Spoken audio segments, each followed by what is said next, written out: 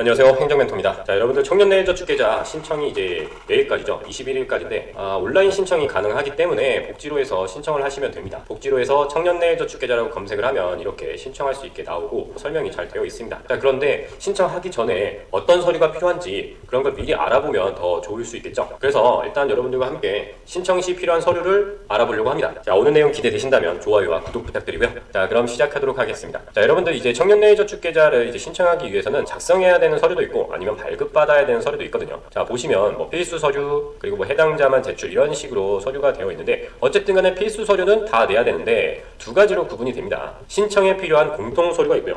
그리고 이제 소득 증빙을 하기 위한 소득 증빙 서류가 있습니다. 자, 다 의미가 있는 거니까 제출을 하는 거겠죠. 자, 물론 요 해당자 제출 같은 경우에도 나중에 말씀을 드리도록 하겠습니다. 자, 공통 서류. 자, 여기 있는 서류 대부분은 온라인 신청을 하면 온라인에서 작성을 하게 됩니다. 그게 아니라면 이제 행정복지센터를 방문하셔서 직접 서류에 작성을 하시면 되는데요. 뭐 신청서가 두 개입니다. 사회복지 서비스 및 급여 제공 신청서, 자산형성 지원 사업 참여 신청서, 저축 동의서 포함, 그리고 청년내일 저축계좌 자가진단표 이런 게 있는데 뭐 동의서는 체크만 하면 되는 거라서 어렵지 않고요. 다만 여기서 소득재산 신고서가 있는데 이건 직접 작성을 하셔야 됩니다. 그리고 청년가구를 이제 파악하기 위해서 가족관계증명서도 제출하게 되어 있는데요. 요거는 이제 전자가족관계 등록 시스템 인터넷에 검색하시면 바로 이제 인터넷으로 발급받을 수 있으니까 상관이 없죠. 그리고 신분증 같은 경우에는 이제 복지로에서 신청하실 때는 인증을 하니까 뭐 크게 상관없는데 만약에 방문 신청하시는 경우에는 꼭 소지를 하셔야 됩니다. 자, 그리고 이제 소득증빙 서류가 이렇게 있는데 근로소득자는 이제 재직증명서를 제출해야 됩니다. 재직증명서. 자, 근데 내가 일용직이다 라고 하면 좀 달라요. 뭐 요거를 좀 참고하시면 될 것 같고. 그럼 내가 자영업자다. 자영업자 같은 경우는 이제 기타 사업소득에 포함이 되기 때문에 사업자 등록증을 일단 내셔야 되고 거기에 내가 소득이 있다는 거를 증빙해줄 소득금액 증명원 또는 사업소득 원천소득 영수증이 있는데 이게 뭐냐? 자영업자는 요거를 내시면 되고요. 만약 프리랜서라고 하신다면 사업소득 이 원천징수 영수증이 있을 겁니다. 지급명세서에서 줘야 아마 나올 건데 근데 문제는 사업소득 같은 경우에는 올해 소득 가지고는 신청을 할 수가 없을 겁니다. 제가 알기로는 그렇습니다. 다만 그렇다면 언제 신청이 되나요? 하실 때 25년에 만약에 사업을 시작하시면 26년 5월에는 신청을 하실 수가 있어요. 접수증을 가지고 신청을 할 수 있기 때문에 그게 가능하다라는 점 참고하시면 될 것 같고 그리고 여기서 위에 있는 소득재산 신고서 그리고 근로활동 및 소득신고서 헷갈리실 수 있는데 요거는 이제 공통서류입니다. 소득재산 신고서는. 그리고 이 농림축산업이나 어업 같은 좀 특수한 업종 같은 경우에는 이걸 직접 작성을 하셔야 돼요. 내가 소득이 있다는 거에 대해서 작성을 하셔야 되는 부분이 있다라는 점을 참고로 말씀드립니다. 자, 결코 농업이나 뭐 축산업이나 어업에 종사하는 청년분들께서 참고하셔야 될 내용이라는 점. 자, 그리고 이제 해당자만 제출인데 이거를 왜 제출해야 되는지에 대해서 좀 의아하실 수가 있어요. 왜 제출해야 될까? 그런데 여러분들 보시면 지금 부모님 집에서 뭐 살고 계실 수도 있지만 그게 아니고 주거를 따로 한다고 치면 임대차 계약서를 제출해야겠죠. 왜냐하면 내가 주소가 여기서 살고 있다. 만약에 전입신고를 안 했다고 쳐보겠습니다. 물론 전입신고를 안 하시면 여러분들 보증금 보장을 받을 수가 없지만 어쨌든 그런 경우도 있으니까 그렇다 하더라도 이제 이 계약서 내시면 주거와 생계를 달리한다는 걸 증빙하실 수는 있습니다. 그리고 부채 같은 경우에는 소득 인정액을 깎아주는 효과가 있습니다. 그렇기 때문에 부채 관련해서 내실 수 있는 거 있으면 내시면 좋고요. 그리고 가구 특성 같은 경우에는 이게 우선순위와 관련되어 있습니다. 자, 여러분들 이 신청자가 많을 거 아니에요. 누구를 선정하느냐에 작용이 될 수 있기 때문에 장애인 증명, 한부모 증명, 뭐 북한 이탈 등등은 이제 제출하시면은 도움이 됩니다. 제출하시기를 일단은 권장드리고요. 그리고 이 저축 지속 가능성 같은 경우에는 그냥 먼저 내실 필요는 없다고 생각합니다. 이게 약간 애매하신 분들한테 요구를 내라고 하실 수가 있기 때문에 뭐 그 부분은 그때 가서 내시면 될 것 같고 제출할 서류는 그렇게 크게 어려운 건 없는데 직접 작성해야 되는 서류 중에 하나 소득재산 신고서, 근로활동 및 소득 신고서 이런 거를 작성하실 때 좀 어렵다고 생각하실 수도 있는데 정 안 되면 뭐 비워두시면 중요한 부분은 공적 자료에서 조회한 대로 들어가기 때문에 너무 어렵게 생각하실 필요는 없습니다. 자, 그러면은 요거를 한번 서류의 양식을 같이 보도록 하겠습니다. 자, 뭐 온라인 신청하면은 온라인에서 이제 뭐 작성을 하시면 되는데 일단 서식은 이렇게 생겼다라는 걸 참고하시면 될 것 같고요. 이 첫 번째 서류 같은 경우에는 이게 사회보장급여 신청서랑 같은 건지를 모르겠어요. 잘 나와 있지 않기 때문에 넘어가서 일단은 내가 이 청년내일저축계좌를 신청하겠다라는 신청서거든요. 자, 보시면 신청 유형이 여기다 체크를 하면 되겠죠. 그리고 신청자 내용을 적으시면 될 것이고 본인이 일을 어떻게 하고 있는지를 체크를 하시면 되겠습니다. 자, 그리고 월별 저축액을 여기서 쓰게 되어 있는데 만약 군입대 예정인 경우에는 처음부터 최대 60개월이라고 체크가 되어 있지만 만약에 예정이 아닌데 나중에 뭐 군대에 가더라도 바꾸면 되니 적립중지가 있기 때문에 그렇게 너무 걱정하실 필요는 없습니다.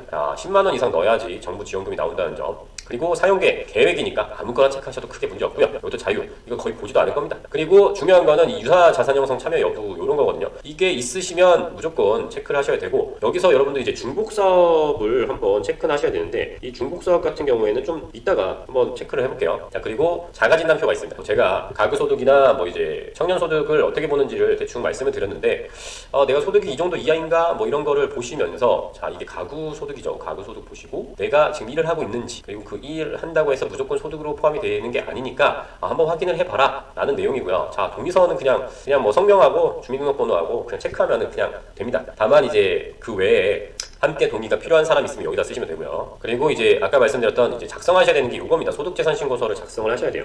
근데 소득재산신고서를 보면은 이 가구소득재산이거든요. 자, 그렇기 때문에 가구원 성명을 먼저 씁니다. 만약 본인이 부모님하고 외동입니다. 그러면 엄마, 아빠, 본인 이렇게 쓰시면 됩니다. 뭐 순서는 크게 상관이 없고요. 자기 먼저 쓰고 부모님 써도 되는데, 즉 이게 소득재산신고서 같은 경우에는 가구원 소득재산이라는 점을 참고하시면 되겠고요. 자, 이게 음영 표시가 되어 있는 부분은 이 공적 자료가 이제 조회가 되는 부분이라서 적당히 쓰시고, 이제 이런 부분은 이제 쓰시는 대로 거의 적용이 된다고 보면 되는데, 이 나중에 또 확인 조사가 있기 때문에 거짓말 하시면 안 돼요. 그리고 이제 기타 사업 소득에 자영업 소득을 쓰면 됩니다. 이게 연간 평균을 내서 쓰시면 됩니다. 자, 여기 쓰실 때 뭐 너무 고민하실 필요는 없습니다. 중요한 건 어차피 공적 자료가 조회되어 있기 때문에, 자, 이제 월 평균을 내는 거라 월 얼마다 정도로 쓰시면 되겠습니다. 자, 다음은 이제 재산 사항인데, 소득은 가구원 따로 작성하는데 재산은 다 합쳐서 작성한다는 점. 그리고 대부분은 공적 자료를 조회하기 때문에 대략 쓰시면 될 것 같고요. 그리고 임차보증금, 본인이 지금 전월세에 있다고 하면 요거는 쓰시고, 임대차 계약서도 제출을 하셔야 됩니다. 그리고 부채는 이 소득재산을 깎아주는 겁니다. 그렇기 때문에 만약에 금융기관, 자, 은행에서 대출한 게 있으면 조회를 해서 나올 것이고요. 그 외에 대출금은 여러분들이 증빙을 해야 되기 때문에 아까 이제 봤던 서류들을 내야 됩니다. 법원 판결문이라든지 그런 게 없으면 뭐 없죠. 그런 게 없으면 인정이 안 되죠. 개인간부채를 그냥 인정해주면 그냥 막말로 다 거짓말 쳐도 인정을 해줘야 되는 거잖아요.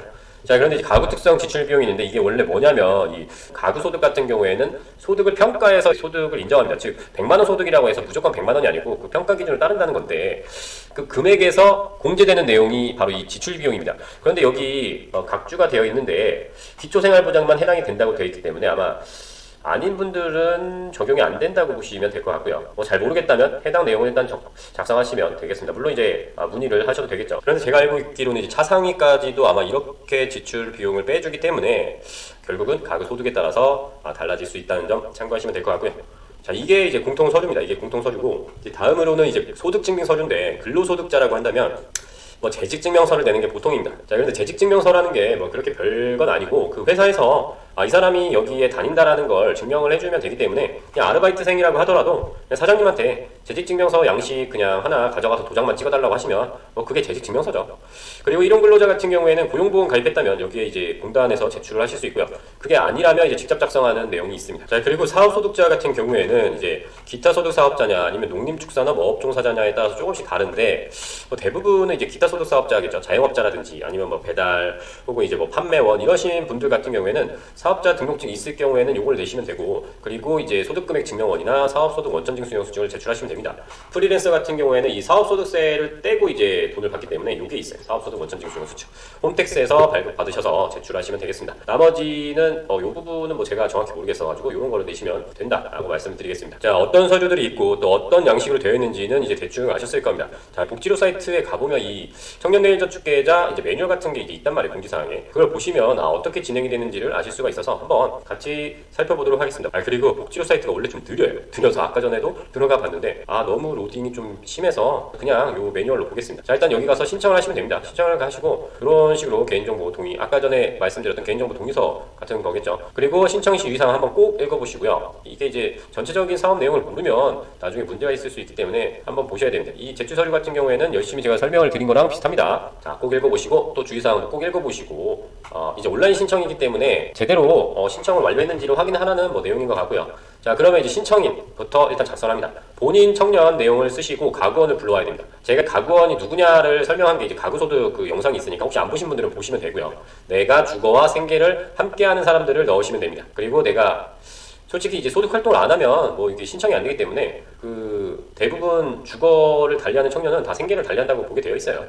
그렇기 때문에 따로 살면 부모님 소득재산이 거의 안 들어갈 것 같은데 뭐 개인마다 좀 차이는 나겠지만 일단은 뭐 이렇게 해서 신청을 진행하면 됩니다. 체크하고 다음을 넘겨주시고 그러다 보면은 이제 유의사항이 있고 동의서 이게 저축 동의서가 있습니다. 양식을 제가 아까 전에 안 봤는데 동의서 내용을 보시고 동의하고 넘어가면 되고요.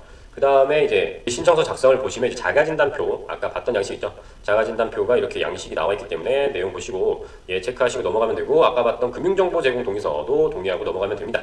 자 그리고 그 다음에는 이제 자산형성 신청서에 작성하는 내용들이 있는데 이렇게 내용을 쓰시면 되고 아까 전에 말씀드렸죠. 여기서 그러면 중복되는 거 한번 살펴보고 넘어갈게요.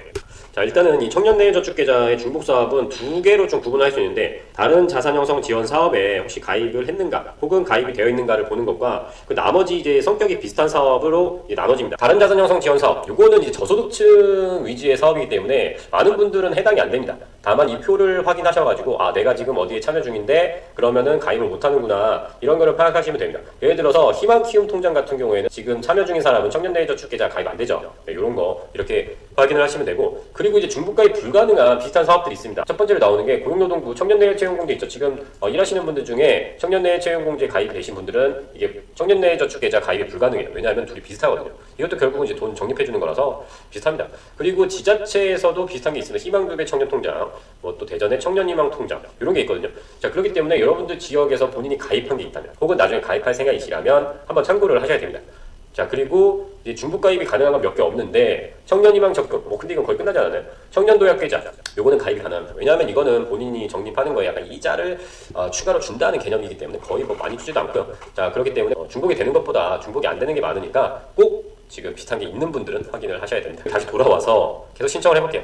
신청을 하면 이제 추가 자료에 아까 말씀드렸던 가족관계증명서가 있죠. 저기 인터넷에서 발급이 되니까 첨부하셔서 넣으시면 되고 이제 소득재산 신고입니다. 자 여기서부터 좀 잘 쓰셔야 될 거예요. 본인이나 이제 가구원분들 내용을 쓰고 소득 그리고 이제 재산 거주 형태를 작성을 합니다. 자, 만약에 뭐 따로 여기서 작성을 못하는 것 중에 등록을 해야 된다 하면 여기 구비서류에다 첨부를 하시면 될 것 같고 그럼 이렇게 하면 이제 신청이 끝이에요. 자 아까 전에 우리가 살펴봤듯이 청년 대상자를 일단 확인하고 신청서를 작성할 때 여기서 소득재산 신고서를 작성하고 가족관계증명서를 첨부하고 그 외에 뭐 임대차 계약서라든지 필요한 서류를 작성하고 첨부하면 끝입니다. 자 그러면 이제 나중에 주민센터로 전송이 돼서 이제 처리가 된다는 점 이제 알 수 있고 자 본인이 신청한 거 확인도 할 수 있는 이제 복지로 사이트에서 온라인 신청하는 법을 살펴봤습니다. 자 대략적으로 살펴봤는데요. 너무 세부적으로 살펴보면은 저도 힘들고 듣는 분들도 지겨워가지고 이제 볼 수가 없기 때문에 여기까지 하고요. 이것도 충분히 길었습니다. 자 여러분들 지금 오늘 신청 서류가 뭐가 있는지 또 신청 방법이 어떻게 되는지에 대해서 살펴봤고 또 이제 중복 사업도 같이 살펴봤잖아요.